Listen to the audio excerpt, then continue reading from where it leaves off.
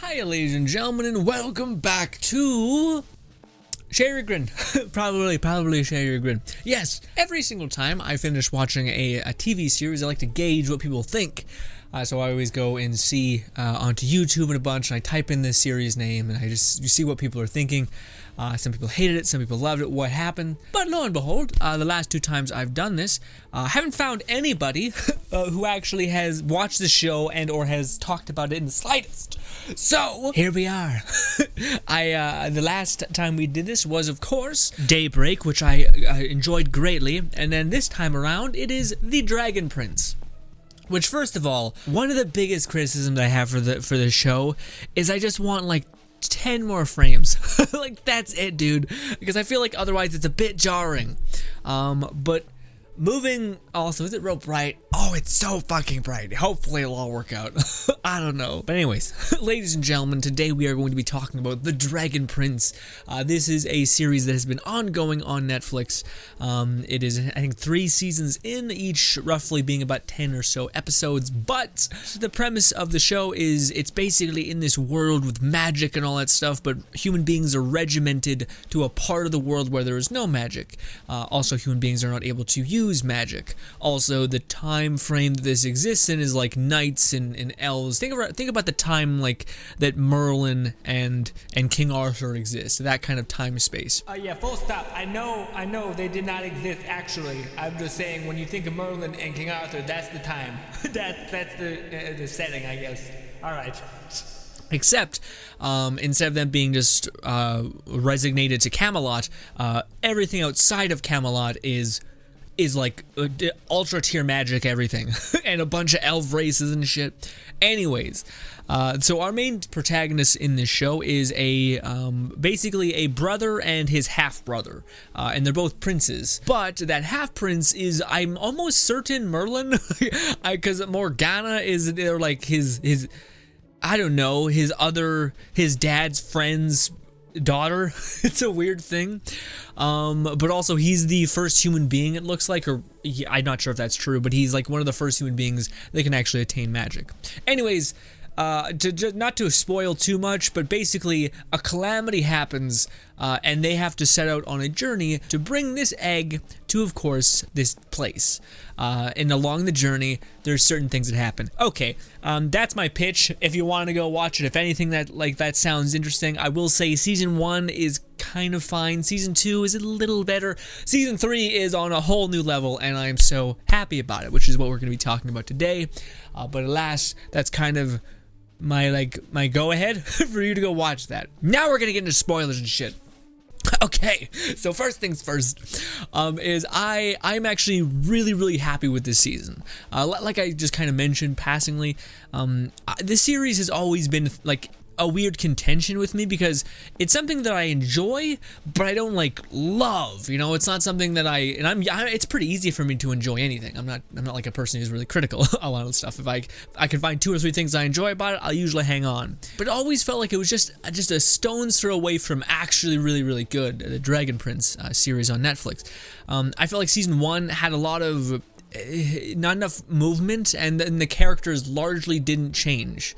And that's something that's kind of just a consistent. But then eventually on season 2, they actually kind of fix this problem where in that season, not only did our main character be able to actually wield magic, which is a cool little spark, but also his little kid brother can talk to animals and basically befriend any animal. Not because it's a superpower, just because his little brother happens to be really charming and sweet, and like the empathy of a child and all that stuff can even tame a dragon's soul or whatever it is. I don't know, but what I do know is that season 2 was just enjoyable, but not, again, it was still not the level where I'm like, holy shit, like where My Hero Academia or something like that, where I'm like, this is so good, like it's so amazing, and it wasn't like good enough for me to want to talk about it as well, because basically my outlook on the whole series at large, it did like 2 things really well, and then the other 5 things pretty poorly. And to me, season 3 fixed a lot of that to where I got all the things that I was hoping for, except for one thing that I'm still hoping for greatly that they eventually do, and they kind of touched on. But basically, in season 3, one of the things we get straight at the cuff, which is awesome, is one, momentum. The whole series has a problem with it being like, oh, it's one of these great voyage kind of shows, and it's taken us 2 seasons and he hasn't even gotten to deliver the egg yet. Fucking kill me. It's like it's just a snail's pace the whole time, and you're like, come on, man, move. All with these like seemingly uneventful like things, like where like a dragon attacked this like army settlement, you know, in season 2, and I'm just kind of like, okay, why is this a thing?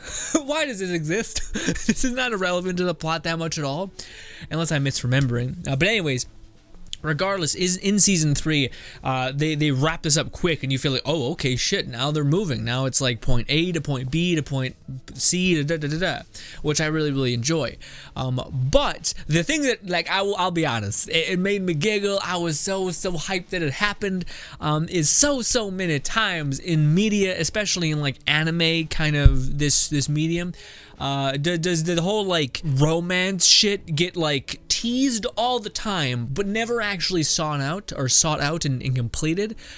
So basically, I think at the episode 4 or 5, finally they start layering on like, hey, little tiny Merlin is really into this one person, rightfully so. They've been to hell and back together. You think there'd be some sort of bonds forged in this kind of place. Hey, well, by the way, they deked us out a little bit. I was honestly really annoyed because I thought they did the caricature thing that every kind of show like this does, which is, I think in episode 4 there was a moment where oh, I don't know. Yeah, like they have this one moment where she's like going through a whole thing, his like elf companion, and he's like, hey, you're great. Like, what are you talking about? You're powerful. You're amazing. You're all just these good things. He's just saying it because he means it, not because he's trying to attain anything, which is why I think this weird kind of confusion happened. But anyways, she goes and kisses him, and it was this moment where I was like, oh. And then he stutters and stumbles, and then he's basically like, I no, and she's like, okay, yikes, and then they leave, and I'm like, oh, okay, they did the caricature that everyone does, which is this, oh, and then retracted, like, oh, we took a giant leap, and then we had to stumble all the way back to ground zero, and it's just like, come on, man, it's such a shitty trope that exists constantly in the fantasy kind of realm. But at the end, our boy finally a male fucking protagonist who has some balls or just moves forward, takes his shot, does something, like does anything. And yeah, basically he kisses her back in a separate scene when I don't know, they're constantly in peril. So it would make some sense that there's some sort of bonds happening here, and that he nuts up eventually and takes a leap of faith. But anyways, that was like, okay, this season's not only in the first 3 episodes has been proving that it's making way, which I like, the momentum change, but 2, that now we actually have, like, they're not bullshitting around, where it's like, oh, no, Merlin and this elf person are, like, not only a thing, but I'm hoping that it evolves into basically, like, what do you call it, young Merlin, which I think is what they're getting at, by the way. He's pretty useless in terms of his combat ability and reflexes, and we'll talk about Merlin a lot, but what do you call it, elf girl, I think that makes sense for them to like traverse the world and try to discover different types of magic and help people and all that stuff. I think like Merlin just by himself is pretty shit, but with her they balance out to actually being a pretty deadly combo, so to speak. And I really hope that they don't throw that away. And I was really worried around like the 9th episode when the relationship kind of comes back into focus, where she's basically like, I'm gonna stand here and die. His elf friend, he's like, and you're gonna leave, and I'm gonna sit here and die. And he's like, no. What? No. This is a problem for me. And she's like, ugh, and just stumbles off. And I was like, oh no, are they gonna do this thing where they separate but then they come together again? It's gonna be this nonsense, like stupid, like how stupid are you in terms of love? This is the way you handle your relationship. Anyways, luckily that wasn't the case. Again, they did a lot of stuff this season within like the relationships at large and the whole like arcs of other characters, like the not only like young king, that guy, I forget his name, his the rightful king, his little brother. They had a good arc with him. They had a good arc with Soren and his sister and all that stuff happening. So the arcs were strong this season, I think. But anyways, you like that. They kind of subverted your expectation, and then they, instead of like it blowing up in your face and you having to watch this like train wreck, instead it evened out and it went right back on track. And I was like, okay, that was really cool way of subverting expectations and keeping your audience engaged and rooting for these characters rather than being like little I forget his goddamn name, the main character's name, little Merlin. Merlin, what are you doing? Leaving or some bullshit, and you gotta watch that play out and your heart breaks. But no, instead they're like, no, our main character is not the most stupid person ever, and he found a way to keep everyone together, which is cool. But also plot armor is a real thing in this world as well. So anyways, oh, my back. Okay, so again, just to highlight the things that I was hyped about is, again, I like the relationship with him and the elf person. I like the way that they're kind of handling that. They didn't like create this weird thing. It just feels like it's one of the first relationships I've seen in an anime that actually seems healthy and like nice and real, and not just like this weird tsundere nonsense shit that we sometimes see, and it's just like, what are you doing? like there was this moment when it was like kind of awkward, but they were climbing up the dragon peak or whatever it is, and he's like, well, what should we tell people, that like, should we hide that we're a thing? And then they had this weird awkward encounter back and forth, but they were still, like, it still seemed real and tangible, whereas in other shows I've seen, they'd be like, well, no, we shouldn't tell anyone, we should keep it a secret from everybody, and then again it just creates this awkward tension through like a bunch of conversations. Whereas in this season they're like, no, that's what we're doing. And I'm like, hey, something new. It's weird that doing something normal is now fresh. That makes any sense. Like, a lot of times they're trying to be like, hey, but what if there's this awkward love triangle thing that's just fucking a mess, and you gotta watch it play out, and you're watching the main character bob and weave and fail on every possible love route he possibly could, creating incredible anxiety for the viewer. No. Can we just have a nice functional relationship, please? Thank you. So they did that, so that was one of my favorite parts. As well as, again, I can't stress enough how the momentum in this season felt so good. Like the Rage Army and Saren, Saren I think is his name. They're like the guy who's like 1,000,000 years old, who's an evil wizard, whatever it is. Morgana's dad. But anyways, that to me was awesome. That like whole thing felt really well paced, and maybe it's because you just got like a power-up cheat code on his ear, that worm thing that helped him get a lot of advancements. Then sure, if you just, I like that pace, keep that pace coming. My only criticism though, so like again, this season, if you watched the previous season and you thought it's okay, but I don't know, the season 2 was just kind of fine, and it felt kind of like, again, too slow, like it didn't keep enough momentum happening. Also, it had some cool ideas, but never went far enough for me to really care into those ideas. Then season 3, sorry, very much fixes that, I find. But one of the things, and this is kind of harkens to what I was just saying, with people saying, having that criticism for Dragon Prince where it doesn't go deep enough into certain things. The highlights of this season of Dragon Prince is that everyone gets a lot of love, but the main character.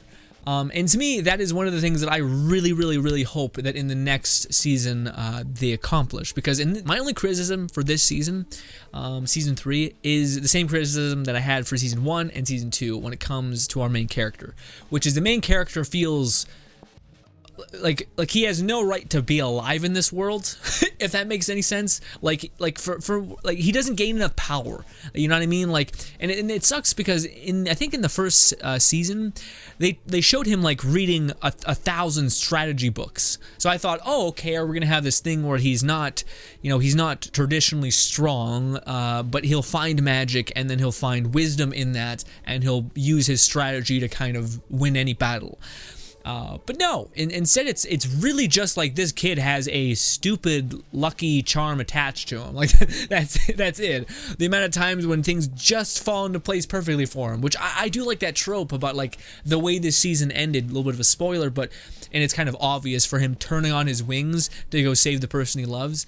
That to me was nice, but again, I really hope in the next season, or I was really hoping in this season, that he would actually start learning like a ton of spells and be like a very competent wizard, to where he could actually beat like some of the big bad people in the series, because he's the main character, you know. Whereas right now we're just kind of like standing by watching him do like little stuff from the side, and he feels like largely kind of useless when it comes to like combat and anything like that. Like, again, the amount of times that he was just saved by the bell is too damn high. I don't know, because he has this way about him of where he's very like headstrong and like stands by his morality, but without having the strength to necessarily do so. You know, so it'd be cool for him to attain a great slew of magical knowledge or whatever, and then for him to actually have to apply that in a combat ability, or just like Merlin have like be 3 steps ahead of anybody and be that strategy kind of person, and for him to use magic in a way that no one's ever seen before, in that strategic kind of way.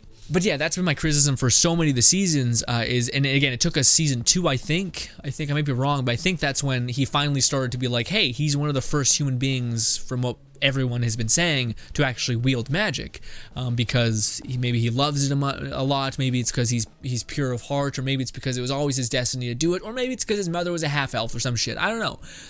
It doesn't matter. To me, the thing that the series has been missing is our main character being worthy of being the main character. Which is showing any like true strength besides kindness, you know, like, and that's something that's kind of a weird trope that I don't like, which is like, just because, you know, it's like it's like hero armor, you know what I mean, without being armor. It's just like, hey, he's a hero, virtuous and kind, and for some reason fate's just like, I will keep him alive, you know, rather than someone being like, I am kind, I want to help people, I want to do this, but I'm also aware of the cost that will take on me. That means I will have to dedicate like hours to learning a spell, or thinking incredibly outside of the box when it comes to using these utilities, whereas other people wouldn't. Because to me, that is what I think about when I think of Merlin and King Arthur. Is he was the person that guided King Arthur on his journey and gave him information, wisdom about how to beat certain things and how to topple armies with just one single spell or one single thing, you know, plucking a thread, and then the bad guy's plan coming down and crumbling, which is what they kind of were, I think, lining up in the first season, was that he read a ton of books about strategy and magic and all these kinds of things. So I'm hoping that still comes in, but right now he has like 3 spells and they suck. But also the way they're scaled in terms of power is just also weird. Like he can like blow his scarf around and just kind of whatever. But then he also has like, why couldn't you do that with an arrow?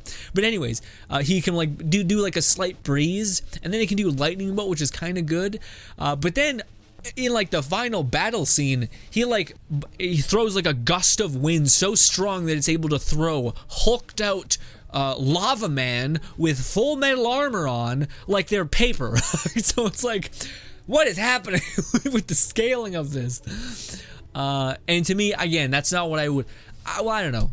To me, again, when I think of Merlin, it's not this like unrelenting power, although maybe. But we did have that moment where he did learn that spell at like the final cuff, right? But I really hope, and it kind of it's like leaning towards that of like, hey, it's kind of a spoiler, but at this point we're already into it. At the end of the season, it ends with like a very nice bow tie happy ending, where like, hey, they've made it. But there is kind of a cliffhanger to leave you for season 2. But ultimately, the dragon queen or whatever is very much heartburn, all about it. She's very happy with them bringing her child, and she seems hopeful. So to me, this would kind of usher in maybe for them to be like 2 months later or something like that, and then for him to be like have been training with this dragon queen to maybe even protect the dragon prince, the tiny guy, the tiny dragon. But then again, I wouldn't really want that. I really like the idea of, because we just went through this giant arc of like, you know, taking down an army.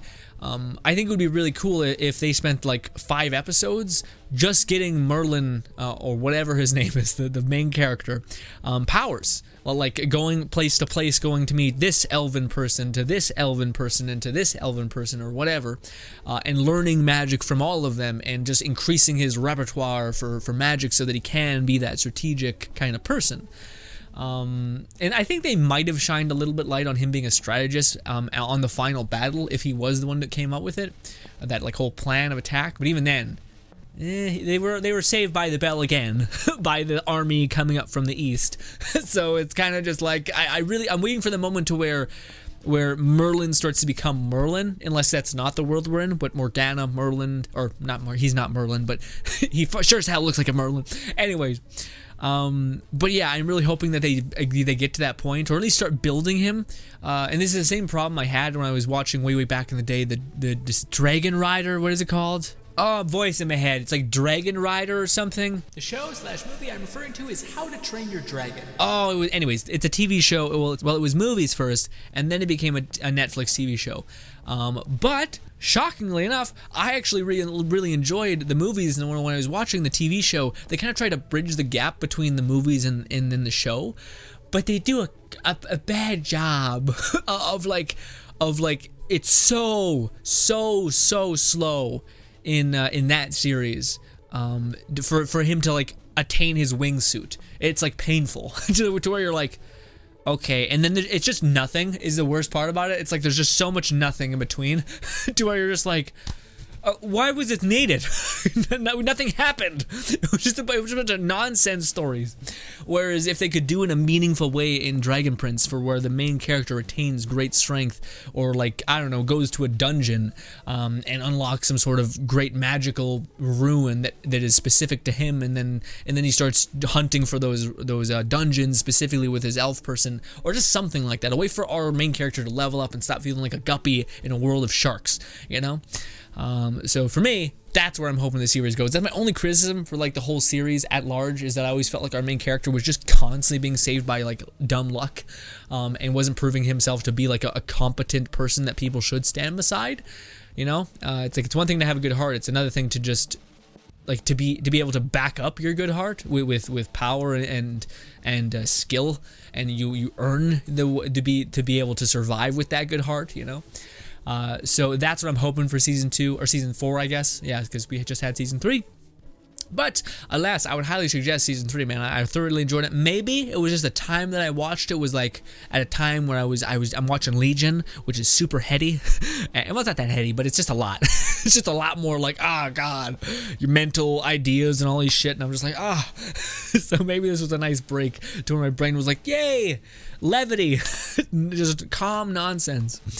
Also, I love the character so much, just in general in the series, that like, it's such an interesting idea, but it's like a mute, badass, like shield huntress kind of thing. It's so sick, especially the way she holds herself and shit. It's just, it just screams like a badass paladin. I love it. And I never ever seen in any medium really, or any animation or even movies to that degree, a mute, a person who's deaf, who can't, or not a person who's deaf, who's a person who can't speak. Sorry, because she can hear fine. It's just the fact that she has to visually. I don't think she can speak. But yeah, I've never seen someone portrayed in that way, or in any animation, or even a video game to that extent, any media, and to have it done in such a badass way, for her just to be a tank, and for her to just kind of be super chill for her own kind of like lacking, I guess, but for her to make up for that with her insane strength and like not pride, like it's not even honor. It's just like, I don't know how to explain it. She's a fucking badass. She's a fucking badass, is all I can say. But I think that character type is so sweet and awesome, and such an interesting way of doing it too. But anyways, ladies and gentlemen, my back is very hurt. Also, this was just a video I wanted to make because, again, again, after every time I finish watching a series, I like to just have someone talk about it as well, and lo and behold, there's not a lot of people talking about a lot of the Netflix shows, at least when I look it up. Oh shit, by the way, I did look into it, and apparently at a Comic-Con convention, they did say something to the effect, I think the producers who make it did say that they've already have the plans to make 2 more seasons, so season 4 and season 5, I think at a convention or a panel, they talked about how they already have the story ready to be laid out and ready to be made. And the article said with the good reception, everyone having really enjoyed season 3, they say that it'd be really hard, or not, there'd be good odds, there'd be an amazing odds for there to be a 4th season, but there was a slight hiccup with the people that do animate the show, apparently, like those people, because apparently there was some weird toxic culture in the yeah, I don't know. I think that's more of just like I'm not sure if that will like minus as series. I think it's just something that's just a little blemish on the studio that creates the show in general. But yeah, essentially I think there's very, very good odds that we'll get a season 4 and a season 5, which I really hope we do. But I also, I don't know, at this point with the huge battle that just took place, I would like for there to be some like nice period, like again where Merlin is just like, hey, okay, now that we kind of pseudo won, maybe now I can actually go jump around and learn magic and just level up, basically. Because again, I really would like the series to turn and for Merlin to just have been basically getting lucky for such a long time, you know? Because again, it goes against, in my mind, Merlin, who is this wisdom-infused strategist who also is fantastic with magic and whatnot. But anyways, ladies and gentlemen, thank you so much for your time. Hope you guys enjoy the rest of your day. Subscribe button to my right, as well as 2 videos to my far right. Thank you again, and goodbye.